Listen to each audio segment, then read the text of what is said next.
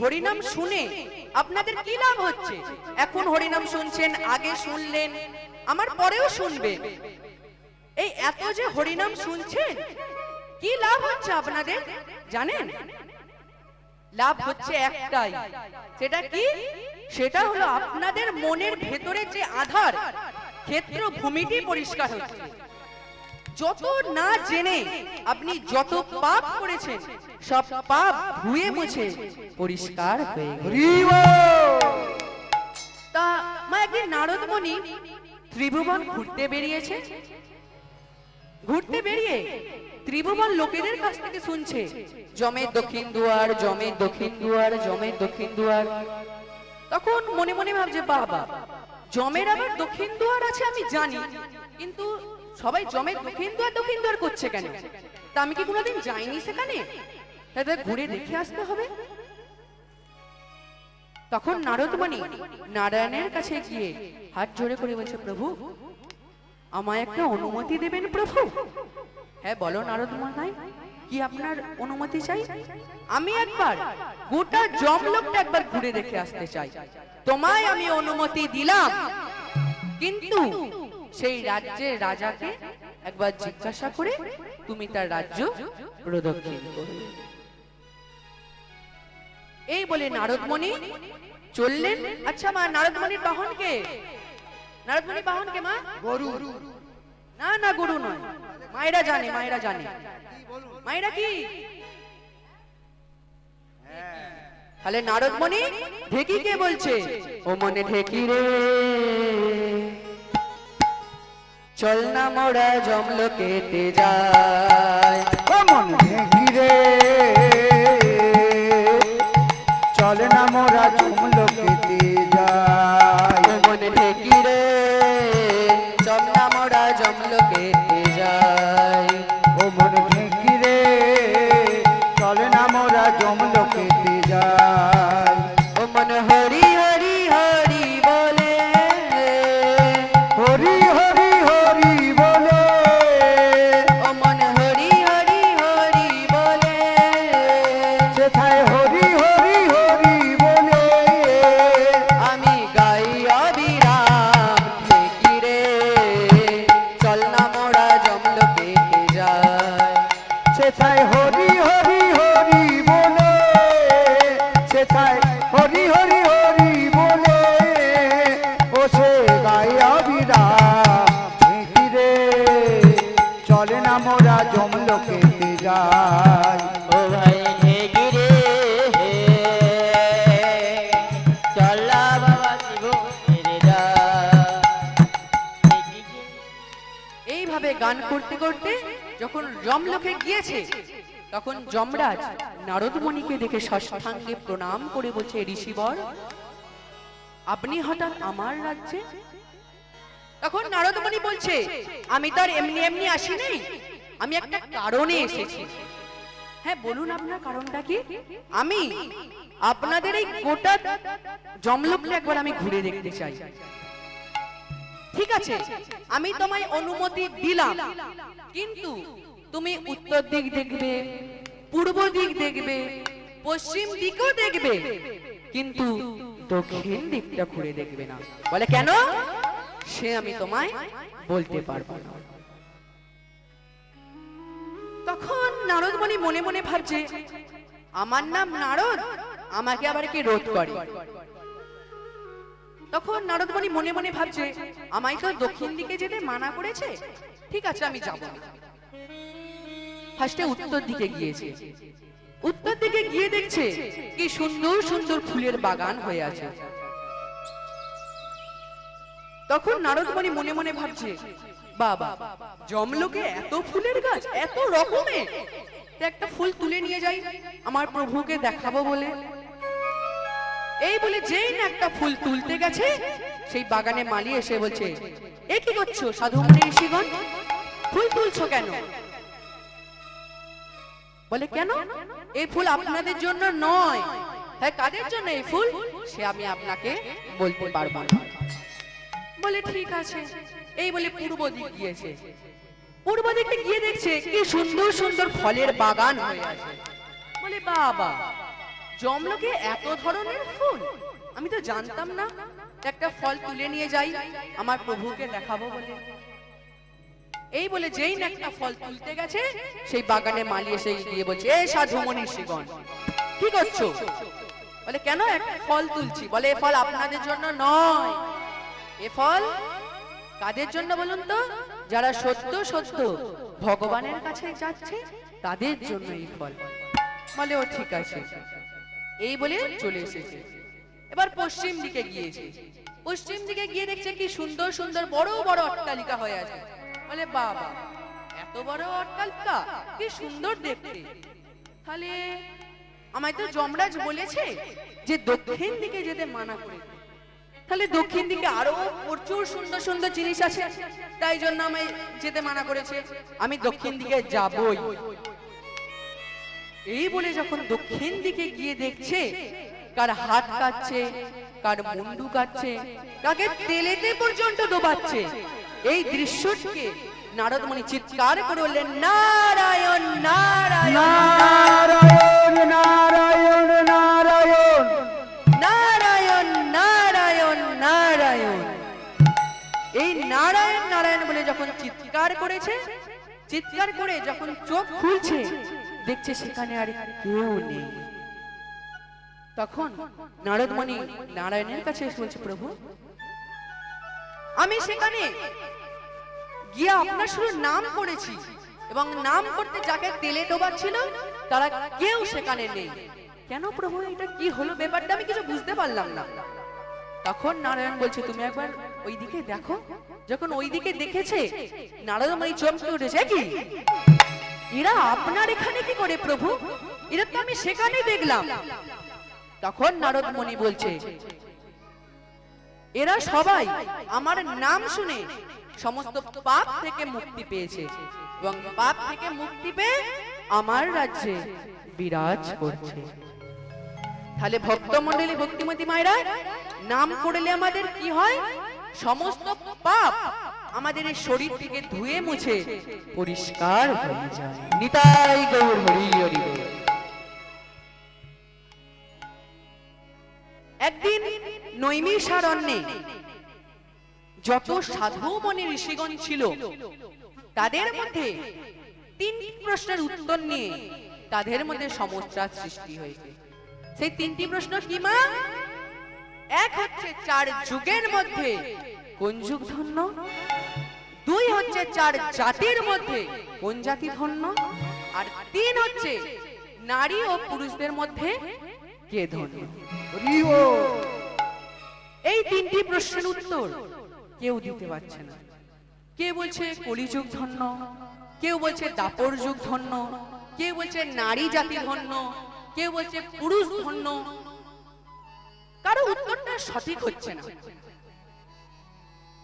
তখন তারা মনে মনে ভাবছে যে এই তিনটি প্রশ্নের উত্তর তো আমরা কেউ দিতে পারলাম না।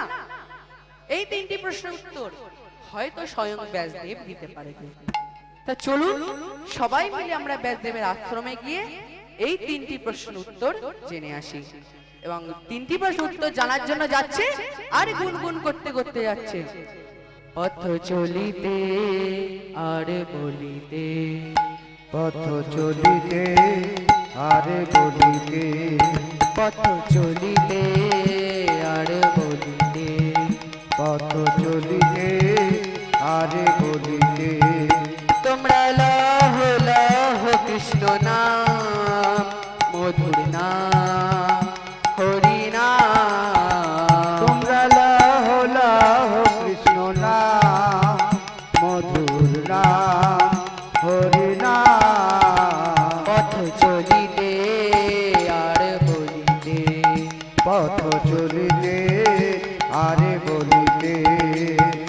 সম্মুখে আধারের রাত্রি হয়েছে দিশ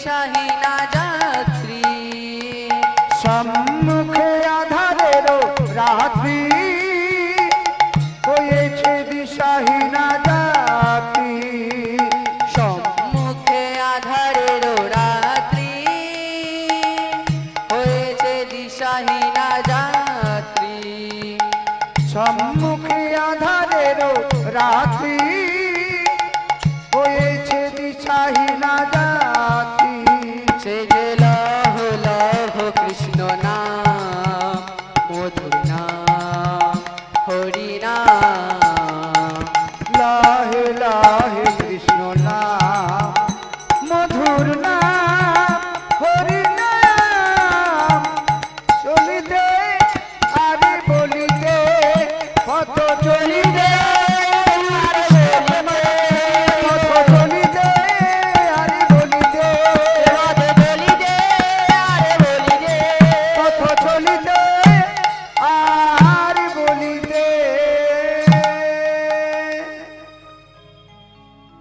এইভাবে কীর্তন করতে করতে যখন তারা ব্যাসদেবের নিকটে উপস্থিত হলো, তখন তার লক্ষ্য করলো ব্যাসদেব গঙ্গা স্নানে গিয়ে একটি করে ডুব দিয়ে একটি করে শব্দ বলছে।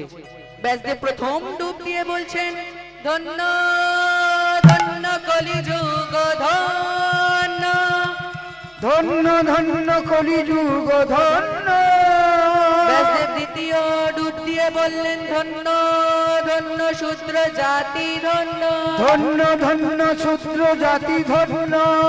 ব্যাসদেব তৃতীয় ডুব দিয়ে বললেন, ধন্য ধন্য নারী জাতি ধন্য। ধন্য ধন্য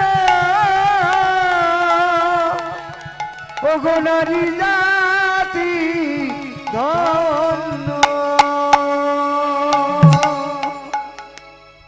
এই বলে তিনটি ডুব দিয়ে তিনটি করে শব্দ বলে যখন ব্যাসদেব উঠে এসেছে, তখন সমস্ত মনীষীগণ প্রণাম করে বলছে, হে ঋষিবর, আপনার নিকটে আমরা সবাই তিনটি প্রশ্নের উত্তর জানার জন্য আপনার কাছে এসেছি। তখন ব্যাসদেব বলছে, তোমার তো তিনটি প্রশ্নের উত্তর আমি দিয়ে দিয়েছি। বলে, কি প্রভু, আমরা প্রশ্নই করলাম না, আপনি উত্তর দিয়ে দিলেন? তখন ব্যাসদেব বলছে, আমি না যদি ভক্তের মনের কথা না যদি আমি বুঝতে পারি, তাহলে আমি কিসের ভগবান? তোমাদের প্রথম প্রশ্ন ছিল, চার যুগের মধ্যে কোন যুগ ধন্য? দ্বিতীয় প্রশ্ন ছিল, চার জাতির মধ্যে কোন জাতি ধন্য? এবং তৃতীয় প্রশ্ন ছিল, নারী ও পুরুষদের মধ্যে কে ধন্য? এই তিনটি প্রশ্নের উত্তর আমি দেব। চলুন সবাই মিলে আমার আশ্রমে গেলে আপনাদের বিস্তারিত ভাবে বুঝিয়ে দেব। এই বলে সমস্ত ঋষিগণ ব্যাসদেবের কুঠিরে গিয়েছেন এবং গোল হয়ে বসেছেন। আর ব্যাসদেব আমার একটা উঁচু জায়গায় বসে বলতে শুরু করলেন, চার যুগের মধ্যে কলিযুগ ধন্য। কেন? এক কথাই বলি, কলিযুগের নাম করলেই মুক্তি, তাই কলিযুগ ধন্য। দ্বিতীয়, শূদ্র জাতি ধন্য। কেন? শূদ্র জাতির মতন এমন সেবা শুশ্রূষা কোন জাতি করতে পারবে না, তাই শূদ্র জাতি ধন্য। আর নারী জাতি ধন্য। কেন? এটা আমি একটা উদাহরণ স্বরূপ ভালো করে বুঝিয়ে দেব। ভক্তমণ্ডলী, ভক্তিমতী মায়েরা, ব্যাসদেবের আজকের মুখের কথা লীলা বা বিষয়বস্তু। হরি বল, হরি হরি হরি বল, হরি বল। আমার নিতাই এনেছে হরি নাম, ভবের মাঝে অমৃত সমান। সবাই মিলে অনুধ্বনি। এনেছে হরি নাম, ভবের মাঝে অমৃত সমান।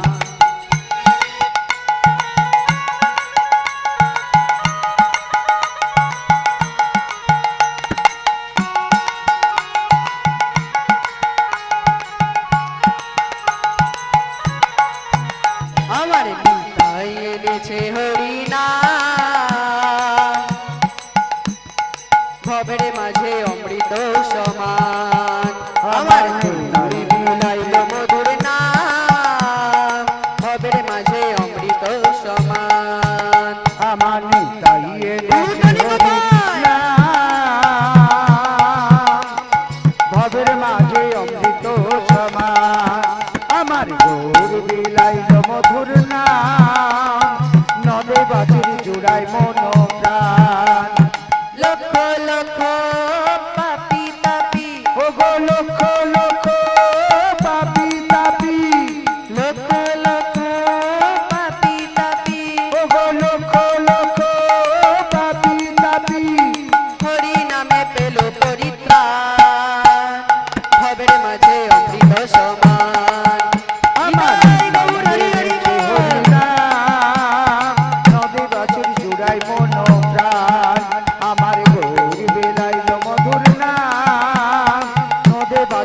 জোড়ায় মন প্রাণ। এই হরি নাম পথের সম্বল ভেবে দেখো মনে, নাম ছাড়া কোনো শান্তি পাবে না জীবনে। ও এই হরি নাম পথের সম্বল ভেবে দেখো মনে, নাম ছাড়া কোনো শান্তি পাবে না জীবনে। আমার নাম এনেছে হরি নাম ভবের মাঝে অমৃত সমান, আমার গৌরী বিলাইল মধুর নাম ভবের মাঝে অমৃত সমান।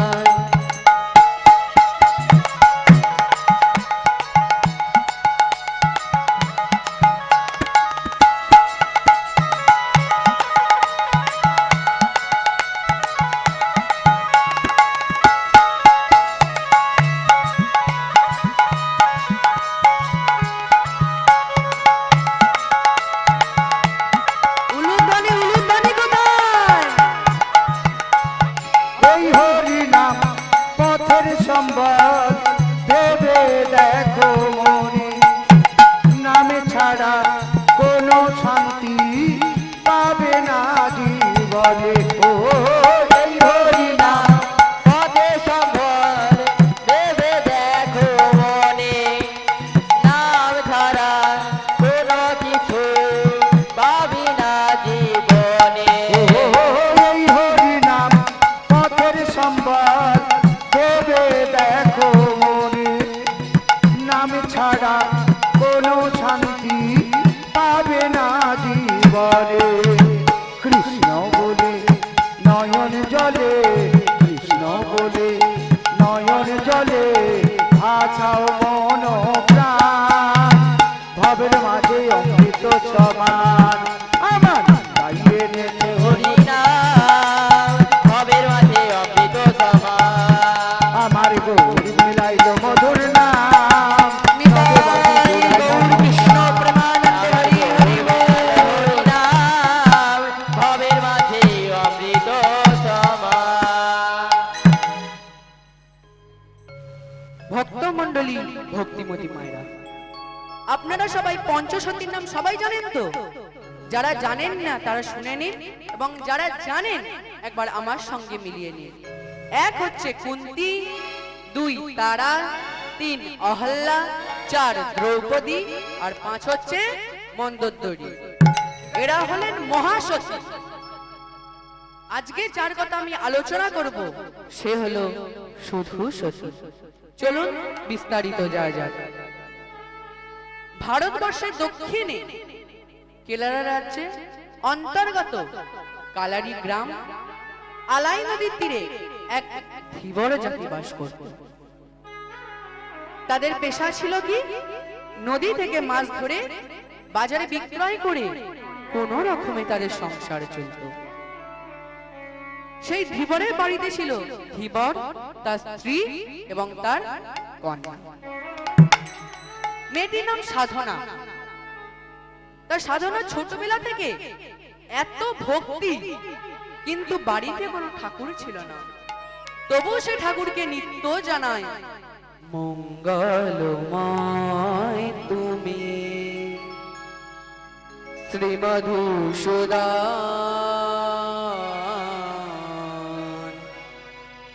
কবে তুমি আসবে গো মোমরি বৃন্দাবনে, আধার ভুবনে, কবে তুমি দীপ শিখা জ্বালবে, কবে তুমি দীপ শিখা জ্বালবে। মঙ্গল মায় তুমি,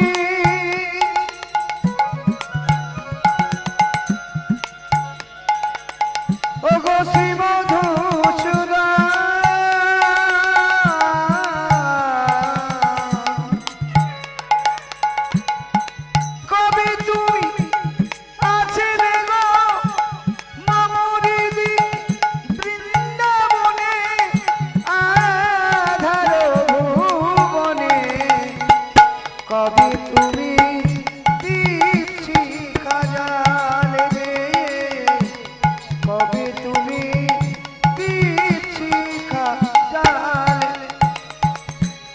মঙ্গলময় তুমি শ্রী মধুসূদন, কবে তুমি আসবে গো মোমরিদি বৃন্দাবনে, আধার ভুবনে, কবে তুমি দীপ শিখা জ্বালবে, কবে তুমি দীপ শিখা জ্বালবে। মঙ্গলময় তুমি শ্রী মধুসূদন, কবে তুমি আসবে গো মমরিদি বৃন্দাবনে, আধার ভুবনে, কবে তুমি দীপ শিখা জ্বালবে, কবে তুমি দীপ শিখা জ্বালবে।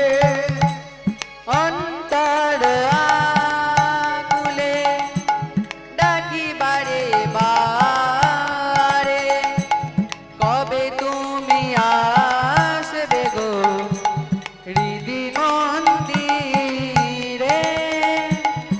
অন্তর আকুলে ডাকি বারে বারে, কবে তুমি আসবে গো হৃদি মন্দিরে।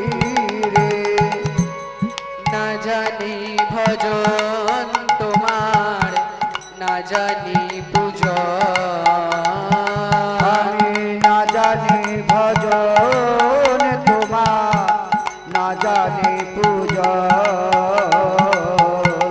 মন বলে তবু তুমি আসবে, কবে তুমি দীপ শিখা জ্বালবে, কবে তুমি দীপ শিখা জ্বালবে। মঙ্গলময় তুমি শ্রী মধুসূদন,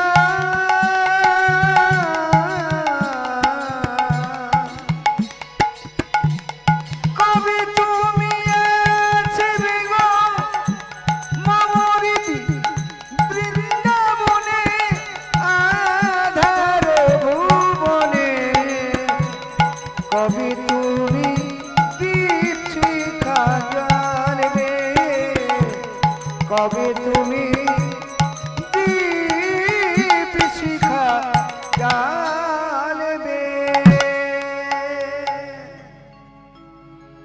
এইভাবে কীর্তন করতে করতে একদিন সে তার বাবাকে বলে, বাবা বাবা, আমায় একটা ঠাকুর কিনে এনে দেবে বাবা, তাকে আমি নিত্য সেবা দেব, তার সঙ্গে খেলাধুলা করব, তার সঙ্গে কথা বলবো। তখন তার বাবা বলছে, ওরে মা, আমার এমন সামর্থ্য নেই যে আমি টাকা দিয়ে তোকে একটা ঠাকুর কিনে এনে দেবো, কিন্তু যেই দিন আমার সামর্থ্য হবে আমি নিশ্চয়ই তোর জন্য একটা ঠাকুর কিনে আনবো সাধনা। এই বলে প্রতিদিনের মতন যেমন মাছ ধরতে যায় সেই দিনও গিয়েছে, জাল ফেলেছে। জাল ফেলে যখন জালটি আস্তে আস্তে তুলছে, জাল তুলতে দেখে এক আশ্চর্য রকমের শালগ্রাম শিলা তার জালে উঠে এসেছে।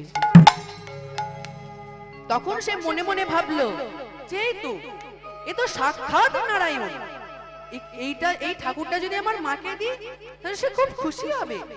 এই বলে সেই শালগ্রাম শিলাটিকে বক্ষে জড়িয়ে গৃহের দিকে গিয়ে বলছে, সাধনা ওরে সাধনা রে,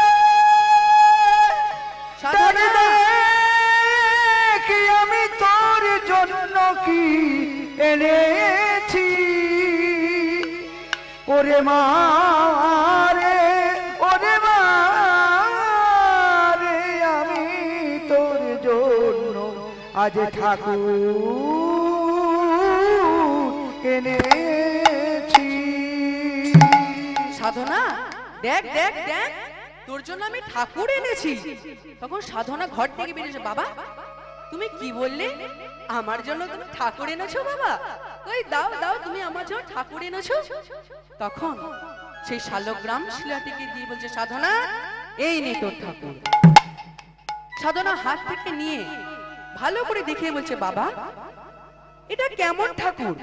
হাতে নেই, মুখ নেই, চরণ নেই, বদন নেই, এ কেমন ঠাকুর বাবা? একে আমি কিভাবে খাওয়াবো? একে কিভাবে এর সঙ্গে খেলবো? আর এর সঙ্গে কিভাবেই বা আমি কথা বলবো বাবা? তখন সাধনার বাবা বলছে, ওরে মা, তুই যদি একে ভক্তি দিয়ে যদি ডাকিস, ভক্তি দিয়ে তুই যদি একে সেবা দিস, তাহলে নিশ্চয়ই তোর সেবা গ্রহণ করবে, তোর সঙ্গে খেলবে, তোর সঙ্গে কথাও বলবে। সরল বিশ্বাসে সাধনা মা সেই শালগ্রাম শিলাটিকে নিয়ে ঘরে গিয়ে একটা উঁচু বেদিতে রেখে দুধ গঙ্গা জল দিয়ে ধৌত করে বলছে, দয়াময়, বাবা বলেছে তুমি নাকি শালগ্রাম শিলা রূপে সাক্ষাৎ নারায়ণ, তাই তোমাকে আমার মন প্রাণ সঁপে দিয়ে বলি, তুমি হে নারায়ণ রাধিকার মন মদন মোহন শ্যাম, দেহ মন প্রাণ তোমাতে মগন, গে যাই তব গান, গে যাই তব গান। হে নারায়ণ রাধিকার মন মদন মোহন শ্যাম, দেহ প্রাণ মন তোমাতে মগন, গে যাই তব গান, আমি গে যাই তব গান। হে নারায়ণ রাধিকার মন মদন মোহন শ্যাম, দেহ মন প্রাণ তোমাতে মগন, গে যাই তব গান, গে যাই তব গান। হে নারায়ণ রাধিকার মন মদন মোহন শ্যাম, দেহ প্রাণ মন তোমাতে মগন, গে যাই তব গান, আমি গে যাই তব গান।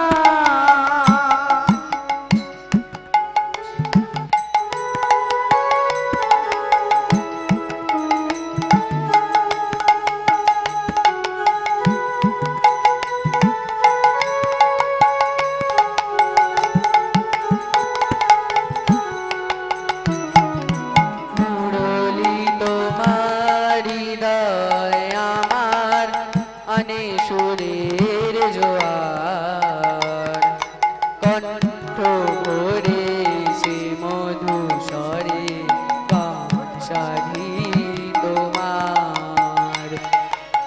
মুরলি তোমার হৃদয়ে আমার আনে সুরের জোয়ার, কণ্ঠ ভরে সে মধু স্বরে গান সাধি তোমার। মুরলি তোমার হৃদয় আমার আনে সুরের জোয়ার, কণ্ঠ ভরে সে মধু স্বরে গান সাধি তোমার। মুরলি তোমার হৃদয়ে আমার আনে সুরের জোয়ার, কণ্ঠ ভরে সে মধু স্বরে গান সাধি তোমার।